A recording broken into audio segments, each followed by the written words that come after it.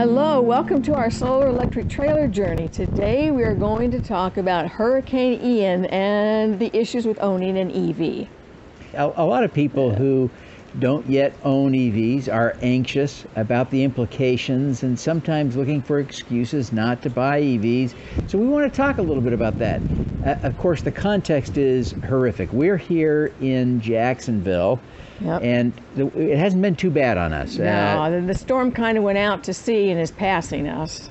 Yeah, so it passed to our south last night. It's passing to our east right now, and then it'll head west and be north of us, but we won't really suffer a direct hit here in the Jacksonville area. The folks in Fort Myers were completely devastated last night. The reports are just beginning to trickle in. The sheriff there said that there might be hundreds of fatalities. So this has been a major storm, really horrendous. I hope that the sheriff is wrong. The devastation there, unequivocally though, is tremendous. Yeah, tremendous. People are being rescued off rooftops. Yeah, the flooding has been extensive. The storm surge took everyone by surprise, and it's amazing how quickly that storm surge came up and just flooded the city. And so it's really scary implication. Apparently the storm surge must have coincided with high tide because it just overwhelmed all of the systems in that area. You can see here there's still a little wind and some rain. It's raining and it's windy, and so we don't have our usual full setup, so forgive the shaky camera today as we shoot with the selfie stick. Or if we sway once in a while with the wind, just go with it. Yeah, we believe that we are in a safe situation. The wind is not at a dangerous level. It's blowing, we think, somewhere in the range maybe of 35 miles an hour. So it's not going to knock over trees and carry heavy objects. So we think we're safe. Let's talk a little bit about EVs. I think the first thing that comes to mind when people think about hurricanes and EVs is getting out of the way if you're driving an EV compared to a Vice, a vehicle with an internal combustion engine. And Gail, you did some great research. What did you learn? With EVs, EV drivers charge their cars at home. So you start every morning with a full charge or a nearly full charge on your car. People will have to go to the gas station to fill up the gas. If the electricity goes out, they're not getting any gas at all, so they're not going anywhere. Whereas with our car, with any EV that's charged up at home, you can get out. And even when you're on the road, when the roads are bumper to bumper and you have to idle, an EV owner will do way better with his car than a gas-powered car who's using up their gas while they're sitting there idling. Yeah, so there are some real advantages to an EV. Of course, you can imagine a scenario where you'd rather have a gas car, but it seems pretty clear from the data from actual hurricanes in recent past that the EV drivers have had an easier time than the Vice drivers. So that's interesting to see. As big as a hurricane is, and we're something like 50 or 60 miles from the hurricane right now, and obviously we're experiencing weather from the hurricane. It is windy, it's raining, but it's not devastating right now. So what is my point? My point is that if you're in an EV, you don't need to go 200 or 300 miles to outrun the hurricane. If you're going in the right direction, you only need to go 50 miles or so. So you don't need even to have that full tank of gas or the full charge to get out of harm's way. And of course, once you've gone that far, you probably are in a situation that there is power. So you'll be able to charge up again and complete your journey wherever you want to go. Jacksonville is so big that there were people that evacuated from the east side of Jacksonville, where we kind of sort of live, to the west side of Jacksonville. That would be an easy drive for us to do. Yeah, here where we live in Jacksonville, we're about 20 miles from the beach. The folks that live on the beach are having a very different experience. Just 30 miles away to our south is St. Augustine. St. Augustine was evacuated. Yes. So the storm is huge compared to a tornado.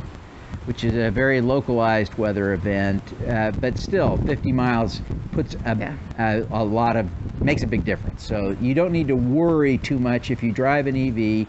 If you keep your car reasonably charged up, you're going to be able to hit the road, probably go 200 miles on that first charge, and that gets you well out of harm's way. Easily find a charger there.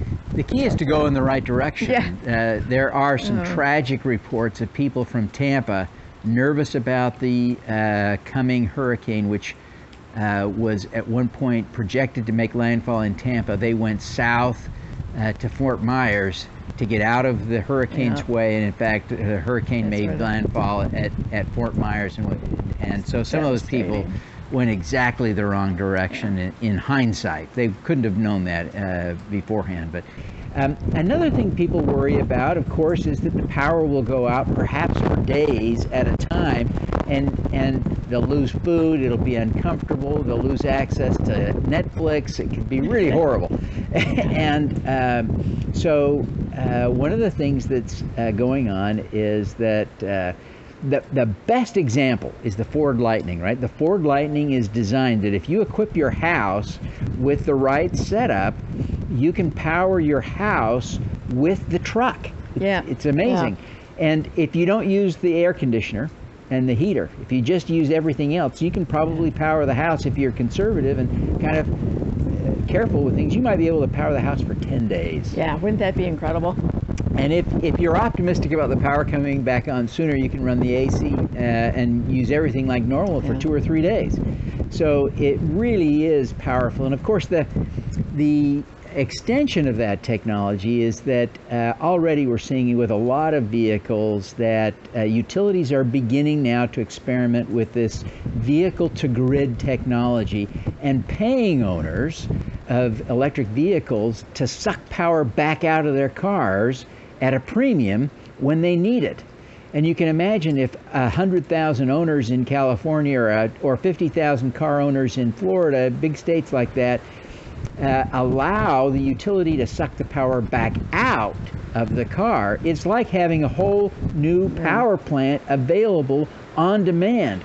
And in California, they're paying a big premium for the electricity coming off of the EVs. So that's an exciting development that relates to this, right? Even with our Chevy Bolt is not designed to power the house. It's got enough electricity in it, don't get me wrong. It's got plenty of juice to power the house for several days, but it's not designed for that.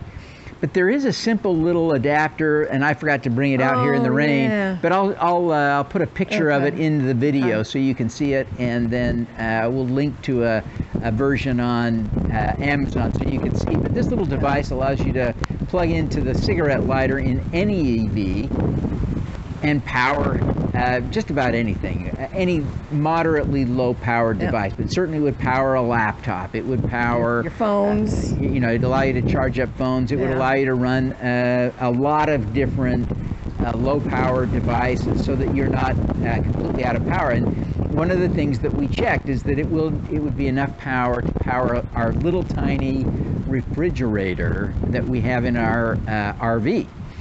And so it would make sure that we can at least keep some meds and our most valuable things. Our Diet Drink, and a couple of Diet Cokes cold in the RV while we're waiting for power to come back on it. And again, we're not without power right now, so this isn't something we're doing. But in fact, we charged up the car. We made sure our RV was ready, that the solar was all set up and working. We were prepared. This is our first hurricane, so we were prepared. We recently discovered, and didn't discover, we had a YouTube follower point out that there was a problem in our solar setup, and we've recently repaired that. So we'll talk more about that later, but we did take the time to get set up, and that solar setup is kind of our ultimate backup, right? With our little RV solar system, we would be able to generate enough power without using the air conditioner to keep the little refrigerator in our RV running indefinitely from solar alone. So we're really excited about that as a preparedness aspect, right? That our RV has. It's so nice to have that backup. Yeah. It adds security. Yeah, so we've got at least that basic refrigerator as an aspect. Of course, we had to do all the other things to prepare. We've got, we've got lots of water. Water coming out our ears in the house, which water and food that we need. Yeah, so we're trying to decide when we get to eat all the snacks that we bought for when the power goes out. Now that our power's only flickered once. Yeah, so it may not go out. No big deal. That's a few thoughts about EVs and hurricanes standing in the remnants of Hurricane Ian. So thanks for being with us. Thank you. Appreciate it. We'll see you next week. Bye now. Bye. When we heard our Rivian wouldn't be delivered until Christmas of 2023, we decided to see what we could tow with our Chevy Bolt, launching our solar electric trailer journey. We have a lot to learn, and we're sharing what we discover along the way. We've added solar panels to our A-Liner Scout pop-up trailer, preparing us for doing the same on a bigger trailer when the Rivian arrives. Join us by subscribing now.